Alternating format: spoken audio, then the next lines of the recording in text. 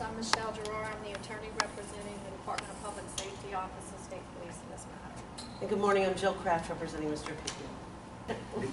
I don't know if you've received a copy of the settlement agreement of the parties, but what it states is that the appellant, PQ, agrees to resign from his position effective to the date of termination. The department will withdraw the termination letter. All disputes between the parties are settled, and we ask that the appeal be dismissed. And I want to speak frankly to the rationale for this. Mr. Pickey dedicated his life to the tune of nearly a decade or more in law enforcement, most of which was with state police. He is a family man. He has a family. He lives in the Lake Charles area in Louisiana, and as you may or may not be aware, there's been a tremendous amount of, for lack of a better phrase, public discussion, much of which has been largely irresponsible. The decision to settle this case was not one that he reached lightly. His first and foremost consideration was for his family and his children. Secondarily, it was out of love and respect for the brothers and sisters that he served with in the Louisiana State Police.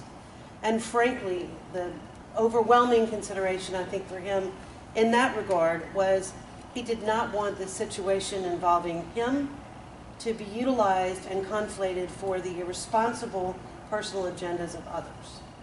The decision essentially allows him to, and did, he has resigned irrevocably, effective March 28th at 4:30 p.m. That resolves his career, unfortunately, with the Louisiana State Police. Again, not an easy decision for him. But he really wants to make the best decision moving forward, and certainly does not want this situation to be used to service the agendas of others. It also allows state police, frankly, under a new agenda and a new leadership, to move forward and allow this situation, such as it is, to be closed, the book closed, the door closed, everybody moves on. And those largely were the considerations.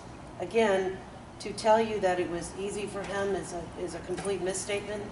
I have spent the better part of more than a week on the phone back and forth with he, his family, and all of the folks involved in this scenario. But it is a decision he's made in the best interest of all concerned. Selling good to an auction, number 11, without having first entering into a written contract, have nothing to do with any statements pertaining to Ms. Edmonds. And then number 12, failing for a period of 7 calendar days after notice is given to make good on the check, which is the return of this set. That would have nothing to do with any statements regarding Ms. Edmonds.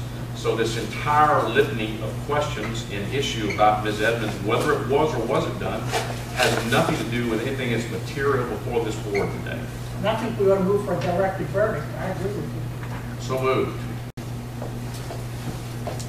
Rendering, submitting, subscribing, or verifying false, deceptive, or misleading or unfounded opinions or reports. It's not restricted just to, there is no case that says it's restricted to just what a person does as it relates to his official duties, but providing false and misleading information with the intent to try to create the impression that the executive director of this association has been involved with blatant payroll fraud. There's no question that that's false and misleading, with the continued attempt to provide that information, not only to by email, but also by filing an extensive document in which it's replete with language about this. Okay.